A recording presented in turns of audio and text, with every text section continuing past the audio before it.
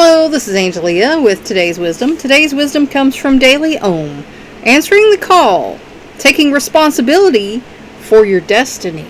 And a lot of people don't ever do that, but you definitely should, because like I say, no one's going to drop in your lap. You need to go get it. There are those of us who believe that our lives are predestined and that we should resign ourselves to our lots in life. And in psychology, what they say is, like, if you let life happen to you, that's exactly what's going to happen. Life is going to happen to you, and you have no choices in it. If you don't want to make choices for your own life, other people will be happy to do that for you. Yet the truth is that it is up to each one of us to decide what that destiny will be. And it is up to you. When I was young, I was told I couldn't do this, that, and the other thing. Not to even try. Just to get a job, have kids, raise kids, things of that nature. Well, then I got older and I decided, hey, I really still want to do this stuff. So I'm going to do it, and I've been doing it, and it's been successful. So, I wished I would have had that kind of self-confidence when I was in my 20s. My life would have been a lot easier. But, you need to take your destiny in hand. You need to do what you need to do, to make your life what you want it to be. While each of us is born with a life purpose, it is up to us whether or not we will say yes to fulfilling it. And like I say, a lot of people never do. There was a meme that said, everyone is gifted, most people just don't ever open the package. And unfortunately, that's true. There are a lot of people that think life happens to them and there's nothing they can do. They think that you just become famous or you become rich or, whatever the case may be. And that's never true. I've talked to some people who are, fairly famous. And it required hard work and perseverance. That's the only way you're going to get anywhere with anything.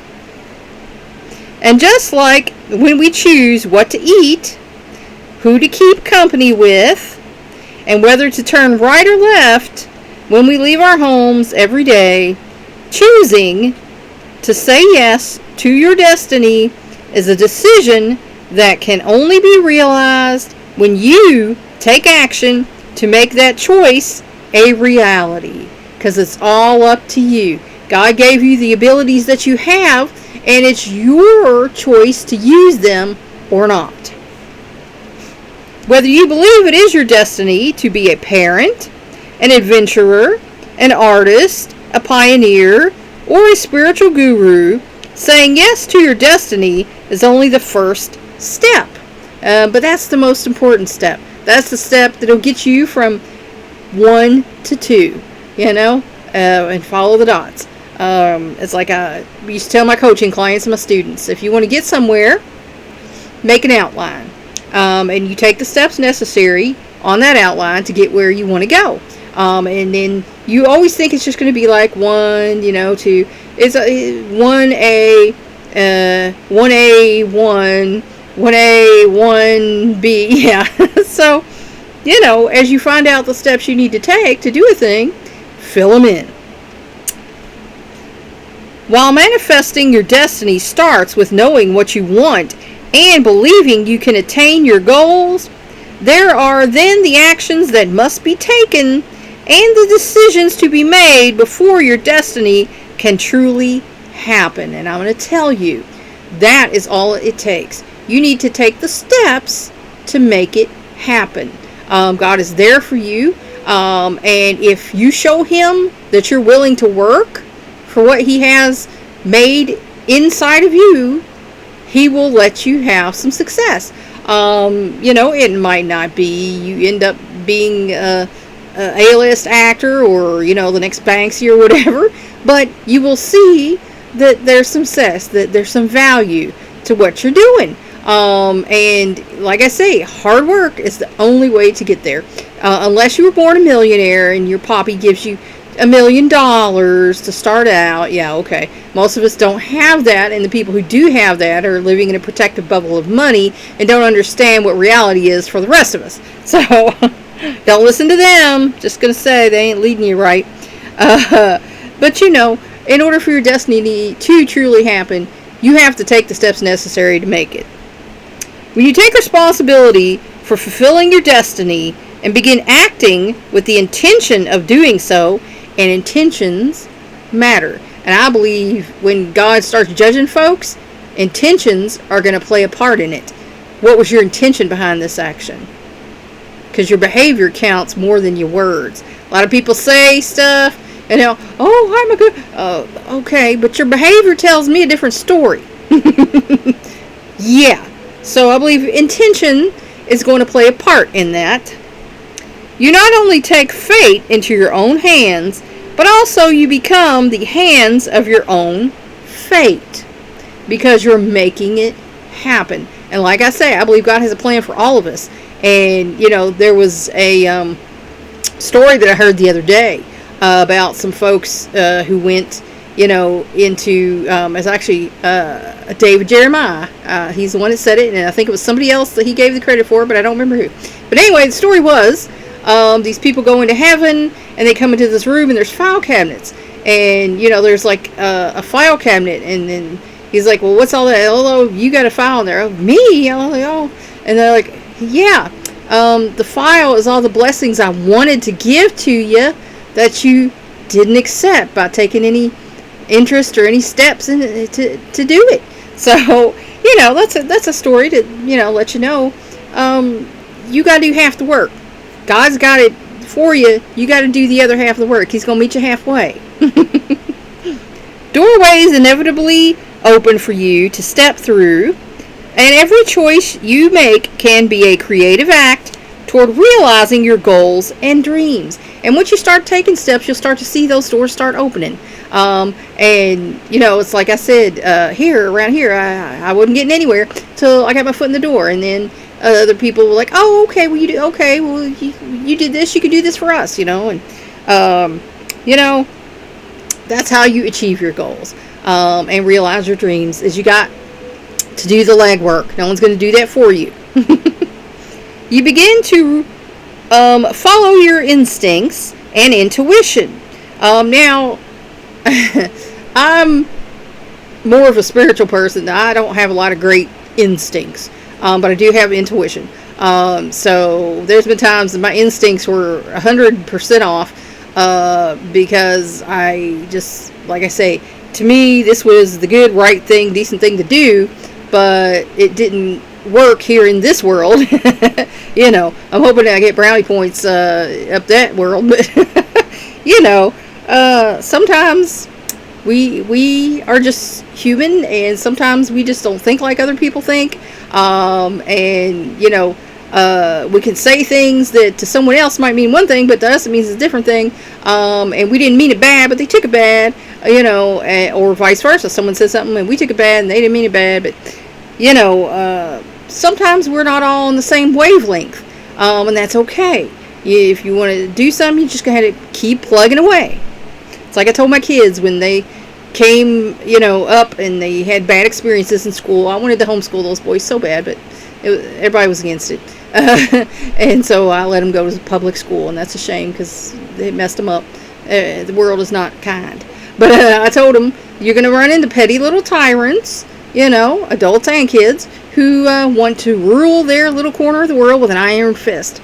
And when you do that, don't take it to heart. It's not you, it's them. If they're being unreasonable and mean and whatever else, that's them. That's not you. You do your best to be a good, thoughtful, loving, decent person, and they're going to have to pay for whatever else they do to you. Recognize opportunities when they are presented to you. And now sometimes people will invite you to do things that are against what you believe. I have been invited to some things, and I'm like, no, that's not for me. Why not? Well, because of this, that. Oh, well, I hadn't thought about it that way, or, well, that's an old-fashioned way of looking at things. It's like, that's the way I look at things. and seize those golden moments. And sometimes you do come across good opportunities that are for you. And it's like I tease my husband about Frogger, the game of Frogger. I don't know if any of y'all played the game of Frogger, but the game of Frogger is a lot like the game of life. You're a little frog here, and these little rocks and logs come by, and your job is to hop on them to get across to the other side and not get smacked by anything. And later on there's cars and trucks and things. But anyway, you can have a setting on the game where if you don't take your jumps, by the time you hit the edge here, you die. So life is kind of like that. If the opportunity is there, take the step. Take the step. Take the step. And as long as it's in line with you, you have to listen to what your higher power says too. And take the steps to get where you want to be. Because if you just ride on that one little log to the end, that's it. You never got anywhere. You never achieved anything. You're dead on the side of the road. So, it might be a crass way of putting that, but, it's a good illustration. You also begin to recognize the decisions that may not serve this greater picture and can more easily push them aside. Because like I said, people are going to try and drag you into everything, that they're doing, especially if you become a, big fish in a small pond. They're going to want you on their team. They're going to want you, you might not have got picked for the kickball team in school, but, people might see you getting a little somewhere. They want to pick you for their team. And they might have you in a role that you don't particularly think is right for you. I've had people invite me into a weird investing group, and I was like, no, because y'all are doing something I don't think is right, and it's against what Jesus says, so I'm not going to do that. And then there's been people who downright ask me to do things that are illegal or immoral, and I'm like, no, that's not happening. Well, in business, no, you don't got to do that. You don't have to do that. Well, you're not going to succeed and be well, you know what? I might not be making millions of dollars, but I have this thing called integrity, where I can sleep at night knowing I did the right thing for me and mine and, my folks. So, remembering that the decision to fulfill your destiny is always a choice can be empowering, because it's your choice, and the more you do to make it come true, the more it's going to happen. Knowing that you are fulfilling your destiny because you want to, rather than because you have to, can make a huge difference. And now there are folks who are going to tell you this is what you need to do. I was pushed into being a secretary. I was told that's the only place you're going to get. You need to take typing. You got to learn to type, because if you can type, you can be a secretary. Well, by the time I got out of school, you had secretarial school. You had people with 20 years experience as a secretary and things like that.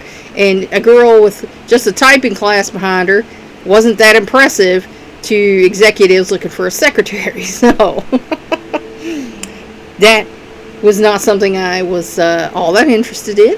And, even though I was good at it, it was not fulfilling to me. I was helping someone else fulfill their destiny while mine was sitting on the back burner. So, don't do that to yourself. When you are freed from obligation, obstacles in your way become challenges to be overcome. Everybody's got obstacles in their way. That's just a fact of life.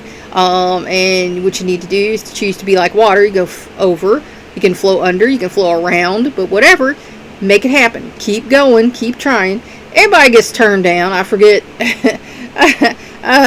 Oh gosh, Stephen King, I forgot how many times. I think it's like 8 times he got turned down, before anybody would publish his book, first book. So, and we know how well he's done over the years, because he kept on keeping on. He's like, I know this is good.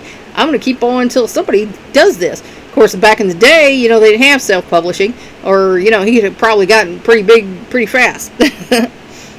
And the journey becomes an adventure rather than the obligatory steps you are being forced to take. Because nothing feels worse than living what somebody else wants for your life. You're unfulfilled, you're unhappy, you feel like you're just accomplishing nothing and doing nothing.